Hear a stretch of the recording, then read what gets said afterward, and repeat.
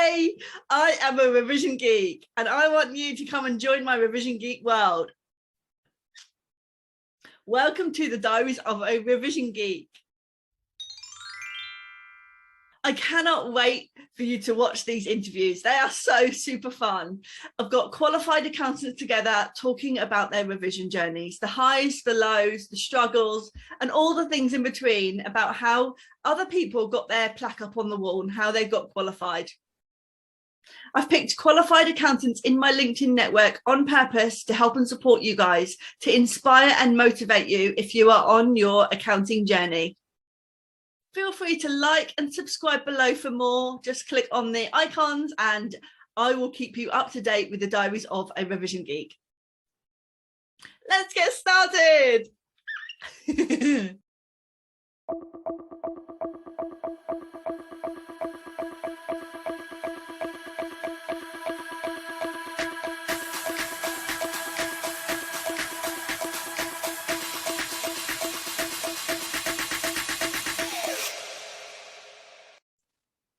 In today's interview, we have Erin.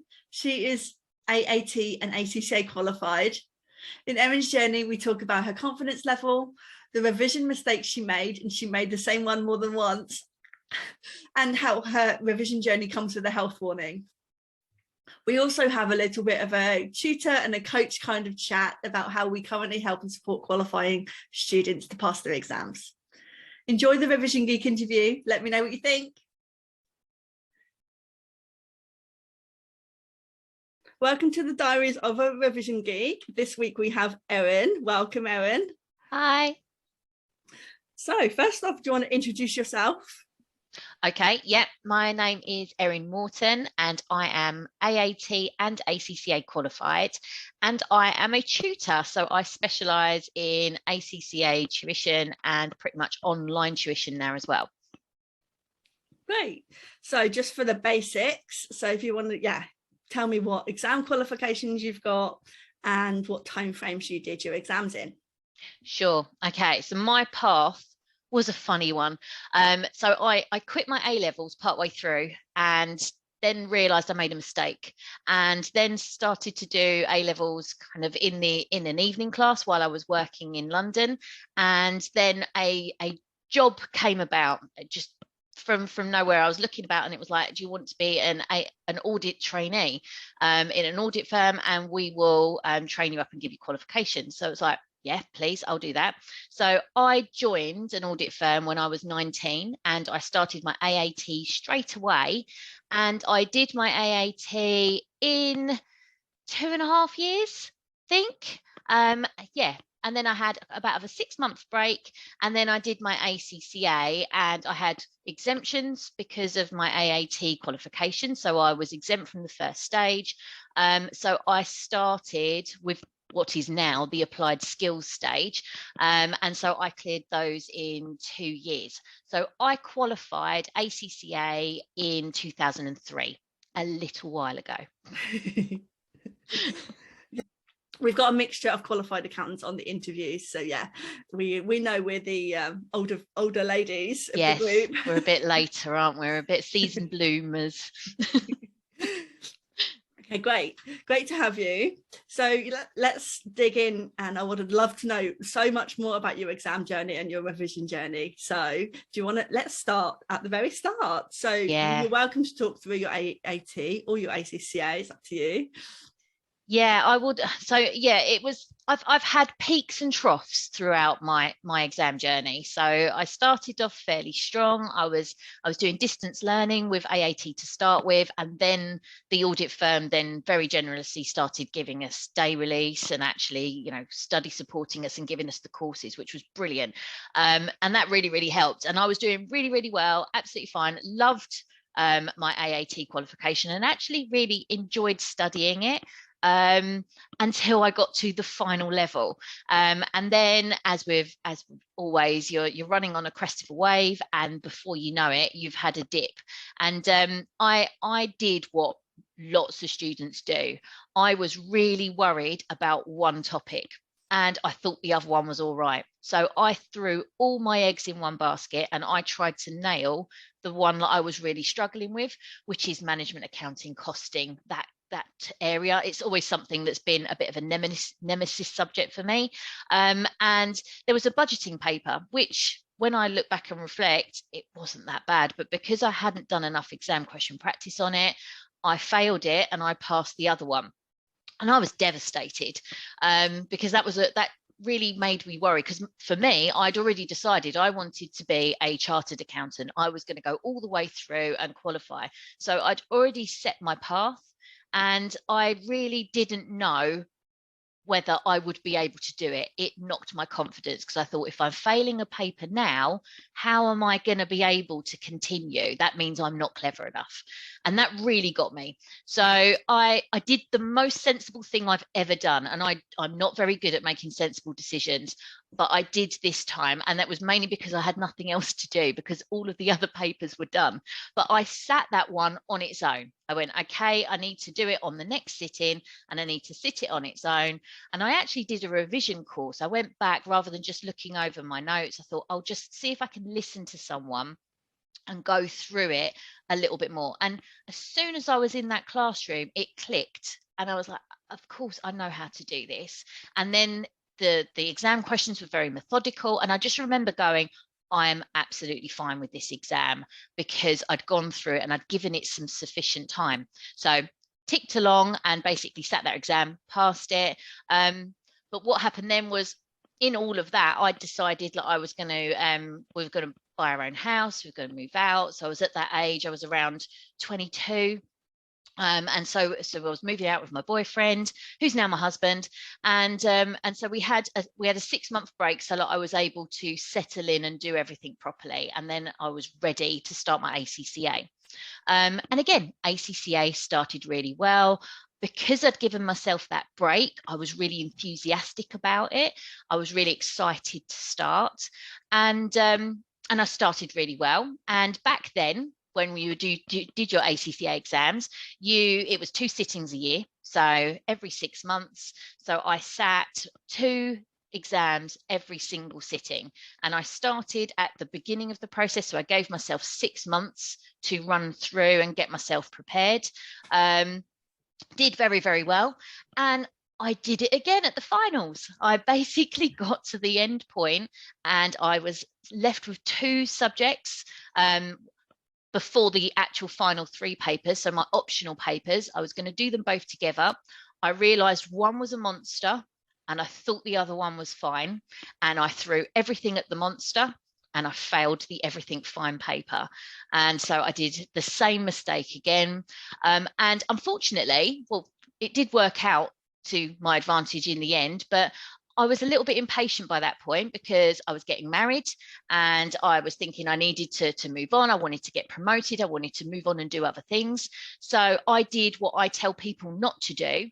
And I went, okay, I'm going to give that one a go now. I want to give myself time before I get married to plan that properly. So I'm going to sit that one that I failed with my final 3 exams, which back then for ACCA, you had to sit the 3 compulsory papers all at the same time, and you had to pass them in the same sitting as well. And so I, like an absolute lunatic, decided that I was going to sit 4 in one sitting. And I've always said it comes with a health warning, and I don't recommend it to anyone. And it massively affected me, and I was the most stressed that I've ever been. And I really, really strongly advise nobody follow that advice. Nobody sit 4 papers at once. But I did manage to pull it out of the bag, and I still look back all of these years later and wonder how I did it. But I mean, I got 51, 58, and then what is now SBR, I got higher in, but I was always much stronger with financial reporting anyway.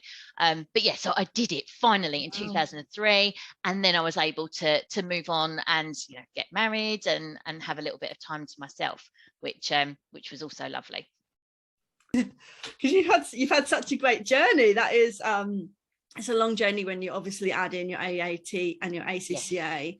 Yes. On top of that, obviously I did a university degree, then my CIMA, so when you look at that journey, it's even longer. It's a long span, isn't it? And at the time, you don't feel like it's a long time because you're in the middle of the process. But when you look back, that was a huge commitment. And yes, it was broken down in stages, but you're committed to an end goal. And I'd made up my mind when way back when I quit my A levels and then realized that I really shouldn't have done that, and I really should have carried on with my educational path. I made a promise to myself that I was going to make it right. And so I was like, I'm going to qualify as an accountant and nothing's going to stop me. And hence the real need for the fast pace, crazy finale that I did for my ACCA. Yeah, so I want to ask you about that then, about why you chose accounting and what made you choose that. Obviously, we're determined ladies, we know each other, we know that. So when we've got something, we know we're going to achieve it, which is absolutely a skill we have. But why accounting for you? Was it that first audit job you had, or why did you know it had to be a chartered accountant? I did. So at school, when I was doing my GCSEs and we were picking our A-level options, my school did accounting GCSE and A-level and law. And my dad was a lecturer, and he always he had this big kind of dream for me. Like, he wanted me to be a barrister, and he wanted me to be a professional, but in his head he wanted me to be a barrister. So I was like, okay, I'm going to do A-level law, A-level English and A-level accounting, because they all seem quite interesting to me, and I will just see where life takes me. And as I said, I did quit them partway through. My dad wasn't well, and as a result, it affected my mindset, and I had to stop. I just wasn't going to be prepared enough to do it. So when I came back and thought, right, okay, I need to come back and make a promise to myself, but also, make things right and actually carry on with my education, I still didn't know whether I wanted to go down the law route or the accounting route. I'd done the GCSE in both of them, and I'd done really well in both of them, and I loved both of them, and I just couldn't work out which one I wanted to do. I thought I'd go down the law route because I've always been much better with writing and words and those written skills and the English skills, really. So the English and the law kind of sat very well together with me.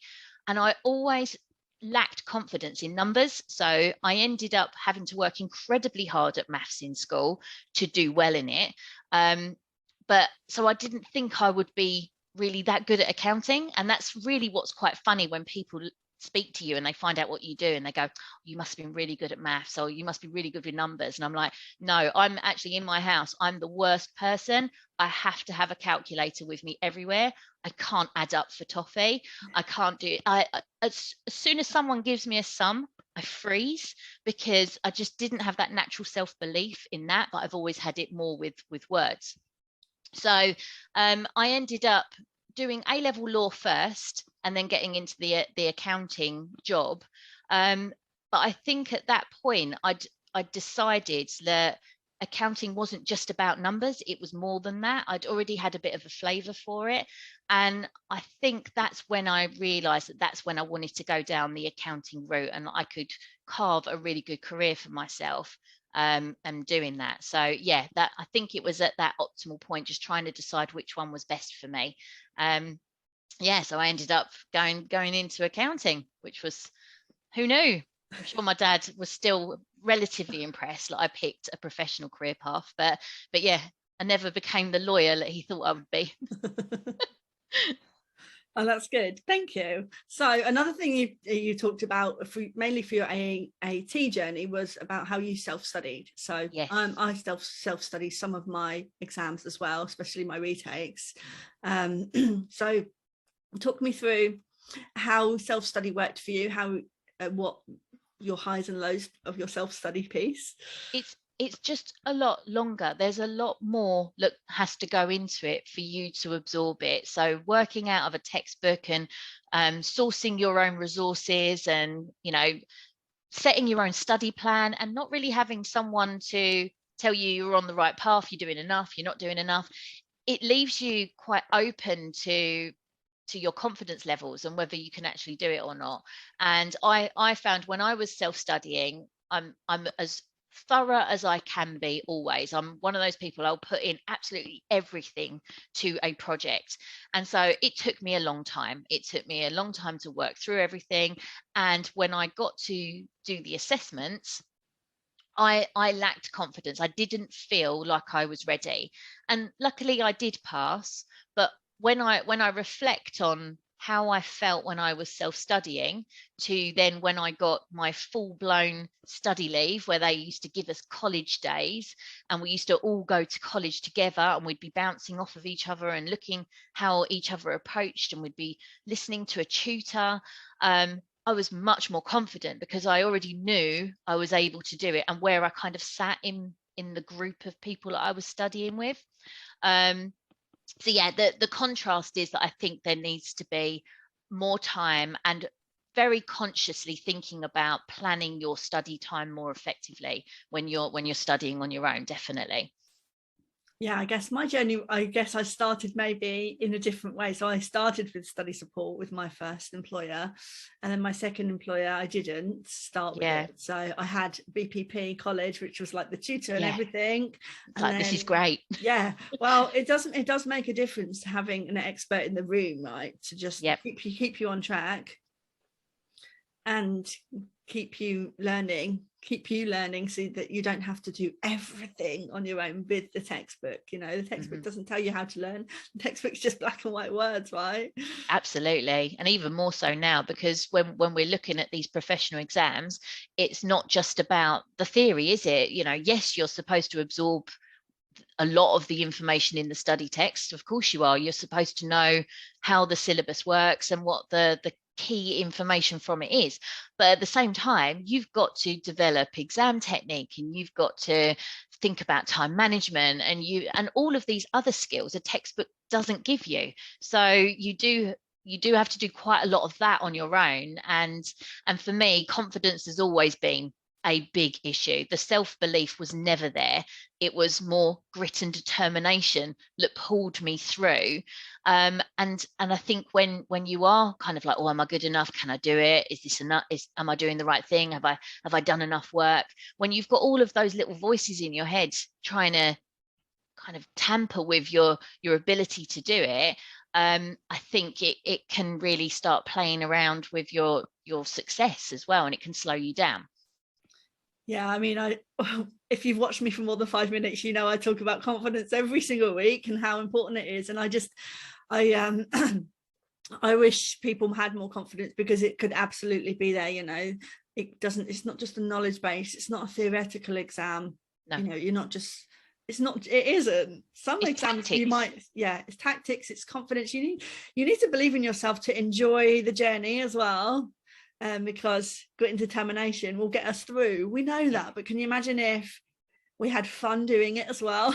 like we had at college, you know, that kind of fun, more confidence, feeling and self-belief. Even if you did compare yourself, you were at the bottom of the pack, then you knew how to get back up, and you could grow your confidence to be like, oh, okay, I know that thing. And that's how I learned about strengths and weaknesses as well, because there were times where I was able to assist and help people around me when they were struggling with certain topics. And then there were other topics where they then repaid that compliment and helped me. You know, you give me management, accounting, costing, anything like that, and I just go into the terror zone. So I needed people to give me other ways to think about things to help it stick in my head, so that I was able to answer questions. Whereas if you give me financial reporting or tax, I was all over that, and I was able to assist with others. And I think working in that kind of environment, in a classroom environment, or at least a community environment where you can share ideas, that really helps with enjoying it. And I've got some really lovely memories. I know it sounds crazy to anyone who's in the thick of studying. When I look back, I've got some lovely memories of just the whole process and being with people. So yeah, it can be enjoyable, and you can look back, trust me, you can look back with some warm, fluffy memories of it as well.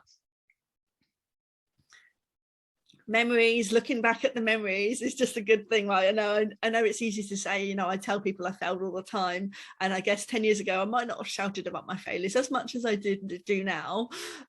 So hindsight's a wonderful thing. Yeah, you do feel like when you fail an exam, you just feel like everyone's looking at you. Here's the confidence issue in me that, oh, she's not going to make it. That oh dear, that's the end of that. And for me, again, what upset me the most was that when I was studying with people, and you know, we talk quite a lot about study buddies and the benefits of having people around you when you're studying. I lost my study buddies because they moved on to the next paper, and I was held back. I was held behind, and that is something that can really affect you because you feel lonely again, don't you? So yeah, it's always going to be a difficult situation when exam success doesn't happen, but it's a case of dusting yourself down, picking yourself up and go, right, I've promised myself I'm going to do this, so it's time to crack on and get on with it. Yeah, I talk about confidence as a resitter specifically a lot as well, because it is different to first time sitting confidence. So talk me through what confidence you had to find, or what exam technique you had to find when you failed so that you passed that next time. So when I failed both papers, I did go and do the same thing again. So I followed the same technique like I did from the AAT one to the ACCA one I failed, and I focused on questions, and I didn't go back to the beginning. I didn't go back to tuition and start going through all of the notes again as if I was kind of teaching myself from scratch.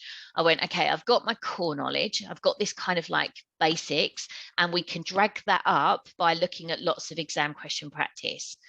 For both of them, I did do a revision course. I think I did the shorter one rather than the longer one. So I did get to go watch another tutor or do something else. I mixed it up. I didn't have the same tutor. I think for one of them I used a different college, and I mixed it up in that I got somebody else's viewpoint on the content that I had to absorb, and also their approach on study technique. But it was very much right. I need to look at these questions more. I need to time myself. I always did mocks. I was always very good at mocks, but what I was really bad at was not looking at suggested answers when I was doing exam questions. I was horrific at that. And I'm a real advocate for put the book away, time yourself. If you can't answer it, it doesn't matter. Put down what you can, because you're dragging up what you need from your memory. And I didn't allow myself to do that. And I think that contributed to me not passing those particular exam papers, because actually they needed some exam technique. So I kind of say, don't do what I did, do what I say, because it is really important to make sure that you try and be as disciplined as possible when you're question practicing. So doing mocks, definitely timing myself and making sure that I could actually answer a whole question in the time allocated was my focus point for the second time round. That's good. Yeah, it's so funny. I know it's easy for us to say, isn't it? Don't do what we did. But one of the only mistakes that I say I definitely did was I didn't do mocks. Yeah. I was a little bit apprehensive and nervous about it because I thought I probably don't know enough, and I just don't want to spend that length of time doing an exam question. I used to have to have mine as well. Mm-hmm. And I just thought, no, I can do something else in her 30 minutes instead of this 2-hour thing. And I wish someone had like politely forced me to do more mocks, for sure. Yeah. That's the only thing I really say in my revision phase. That was my downfall. You can surprise yourself as well with the whole mock process, because you might be feeling so unprepared and you do a mock and actually you do much better than you thought you had in it. So that can give you a massive confidence boost. So it's that unknown, isn't it? When you're looking at mock practice, like you said, it's that, oh, I'm not ready. I can't possibly do this. This is going to be a complete disaster. So I'm just going to stick my head in the sand and just hope that on exam day, something miraculous will happen instead. And that's human nature. It's us not wanting to face our fears. And I think that's the whole problem that we have with mock processes, is that a lot of people are not ready to really put themselves out of their comfort zone and have a go. Yeah. Go have a go, guys. We needed to have a go. Definitely. At a mock, because it makes all the difference on exam day for sure. So another thing that I'm intrigued, I want to drill down a little bit more on is what you did, that we would say never do. Please never do that many exams. I had to sit as a CIMA student 3 exams in a row as well. That was mandatory at one level. But you did 4, so oh my gosh, obviously our qualifying students don't have that luxury or approach right now, but if you were choosing 2 or 3 exams at a sitting, I mean, I know it's easy for us to say don't do it, but is there anything you can remember that worked for you? Because obviously you passed all 4, so it did work for you. It was worth the risk you took. Yeah, I did pass all 4, but as I said, it came with a health warning. I didn't look after myself very well. I think I was very, very stressed. I get psoriasis when I'm like really heightened stress. And that was out of control. So there was lots of little signs that were telling me, don't do this, do not do this, but I still stubbornly carried on. What I did, and I knew it was a big challenge, and I knew hardly anyone had really done it. It's not like I even watched somebody do it before and they succeeded. I just had this harebrained idea that this was going to work for me, or I was going to give it a go. And so I set up a study plan, and I diligently allocated even time to every single topic. And there was one particular paper, and it would be the one that, you know, it's got CAPM in it and WAC and all of that kind of stuff, and it just used to terrify the life out of me. And I could have done what I did before and gone, I'm focusing on that one because that one is terrifying, but I didn't. And this time I was like, no, if I'm doing 2 hours on a Monday for this subject, I'm doing 2 hours on a Tuesday for this subject, that's getting 2 hours on a Wednesday, and I'm not giving it anymore because I need to do 2 hours on a Thursday for the other one. And then I repeat. And so I evened out my study time across all 4 papers. And I think that's what helped me succeed. I didn't get pulled into that, it's so scary, I've got to do a bit more on that one. I forced myself to give it all an even keel. Good, that's good. I'm glad you said that, because it's easy to just assume, oh, you must have done this and this, but it's really good. Consistency works. It might be boring some days, but it works. It is boring, yes, it is, and it gets really monotonous after a while, doesn't it? Particularly if you're doing it over a longer period of time, and you feel like you can't see the end of it. It's not close enough. But it's a case of just going, okay, it's a bit like January, isn't it, when everyone wants to get fit and healthy, and they've got like a far too much excess at Christmas, and there's so much to lose, and there's so much energy to burn off, but you still got to put one foot in front of the other and force yourself and go, okay, I don't feel like it today, but I've got to do it, and I will feel better for it afterwards. So yeah, I did. It took a lot of time. I was working full time, and every night I was studying, and every weekend I was studying, and that was another thing I had to do. And I knew that if I didn't do that, I'd look back and really regret it. So I put in every moment that I could, really. So I'm asking these 2 questions to all of my interviewees right now. So question number 1, what opportunities did you think would come from being qualified? Oh, fame, money, success. I was just like, you know, once you finish, then I'm going to get promoted, and then there'll be a massive pay rise, and you know, everyone will there'll be lots of job opportunities, and there'll be lots of things to do. And actually, when I passed, it was actually at a time where there was a lot of uncertainty, and there was a lot of problems in the job markets. So yeah, I didn't give them that too much thought, because what I'd already decided when I was studying was that I constantly worked on and looked at what the tutors were doing, and I was watching how they approached their classes and how they were able to change the way that they helped different people. And I used to be in awe. I used to watch the tutors going, wow, this is so cool. I love the way that they've helped that person who's really struggling over there pick up some marks, because they've said, these are the easy marks. This is what you need to pick up. You know, you can get those. Then, and for anyone who can do any more, these are your bonus marks. And just the way that they broke it down and made it manageable for everyone in the room, I had already worked out, like, actually, I was in awe of the way they delivered their classes more than the actual content itself. So when I qualified, I did expect the big pay rise and the promotion and everything, but actually I'd already half decided that I was going to get out of audit and actually become a tutor. And so I think when I look at the timeline, so my finals were in the December 2002. I got my results in the February 2003. I resigned in the May 2003, and in the July 2003, I started as a tutor. I literally just leapt out and went, right, I'm going to give it a go. That's what I want to do. Oh, and then I got married in the September, and we moved house in the July as well. So it was quite a year. It was quite a year. Aren't you glad you didn't have any exams in 2003? That's why I did 4 exams.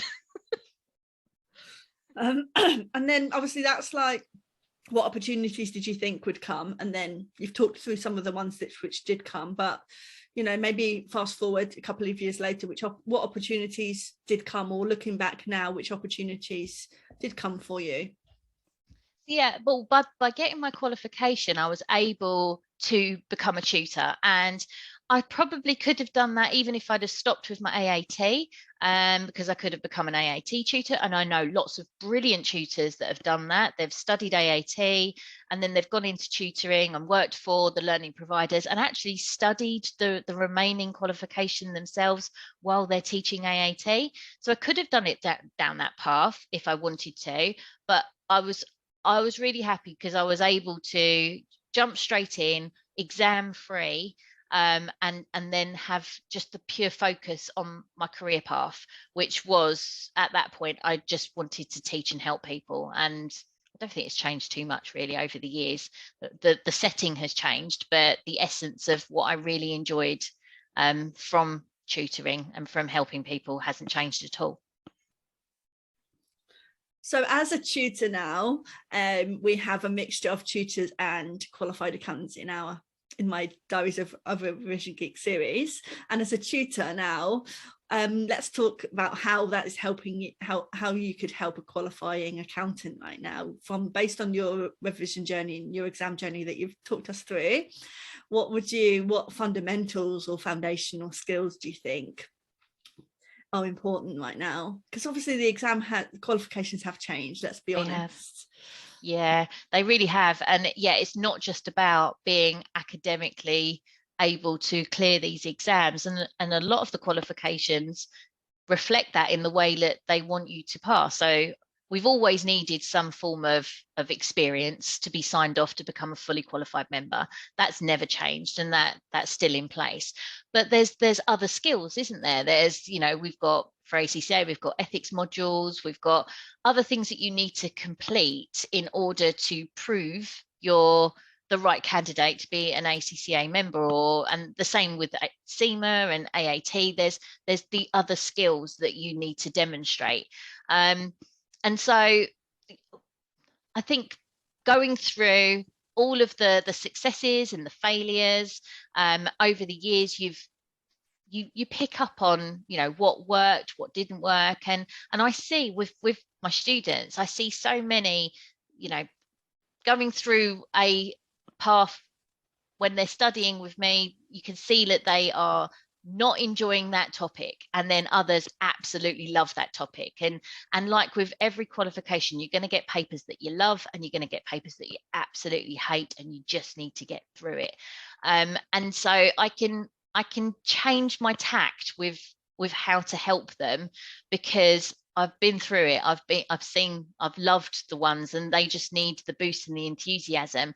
And then I've hated subjects, and you need a little bit more of an arm around your shoulder, and you need a little bit more encouragement to push yourself out of that comfort zone and maybe question practice a bit more. So I think by going through the journey that I've been through, I'm able to see quite a few or help quite a few people in different ways, because I've been in lots of different corners of success and failure along it as well. Okay, great. I like that. Be a big sell, but we know, like, I know in my heart how much our courses and having some hand-holding will absolutely help and support confidence and motivation for whatever exam you're doing. Yeah, it really does. And it, you know, some people need it, other people don't. And you know, some people want to fly solo on this. They see their qualifications as a gladiator style achievement, and you know, I do it on my own, I'm solo, I'm powering through this, I don't need anybody's help. And that's fine. Everyone's got different personalities and different approaches to things, but there's far more of us that love being in a more comforting team environment and want to feel supported. And for those, it's nice that they've got lots of options to get that support now. Yeah, and I would just say, if you are a gladiator going through that, and that's okay, everybody's different. I love everybody's unique exam journey. You're absolutely allowed to be a gladiator, but if you are failing, then just reach out for some help, because there's absolutely no need to fail when there's coaches and tutors like us out here that want to help and support you, so that you're not failing, so that you can get your plaque up on the wall, you know, guys, and have the amazing rewards and opportunities that we've had. So yeah, if you're a gladiator failing, then reach out. Yeah, no one wants a failing gladiator. We need success, and if we have a team behind us, great. And it doesn't matter if you've got a team behind you. I coach people in secret. Nobody knows. It's just between them and me, you know, and they've passed their exams and nobody's ever going to know, but it's okay. Definitely. So, question I'm asking everybody, my favourite question is, what's your number one tip for qualifying accountants listening? Oh, I only need one. Hold on. My number one tip would be to not give up on everything else around you while you are doing this. Do not lose all your friends, lose your social life, lose your soft skills, lose your personality in order to get that certificate up on your wall. If it means you have to slow down, slow down. That's absolutely fine. You'll get there eventually. But actually, what we need in this world now are these well-rounded accountants, and that requires the other skills, the people that can have a conversation, that can engage with others, that can be confident, and provide those other skills, as well as just, look at me, I passed an exam. So I would say that, you know, if you feel like you are only focusing on this and everything else is being dropped, then maybe just step it back a little bit and just go at a slightly different pace. Thank you for being here, Erin. What a great interview. Oh my god, I love these so much. I love just hearing the stories, and I hope you've resonated with this as well. Any snippets that you've picked up today, they're all there for you. So thank you for being here, Erin. It's great to interview you. You're welcome. So let me know how people can connect with you and find out how to pass AA or AAT with you. Absolutely, yeah. So if you want to get in touch with me, I'm on LinkedIn, and I do quite a bit on there. So you'll always be able to find me and follow me on there. And my courses, I provide ACCA audit and assurance courses on the FME Learn Online platform. So you can Google FME Learn Online, and we are a resource of tutors that provide our own bespoke courses to help people pass using online tools. Great.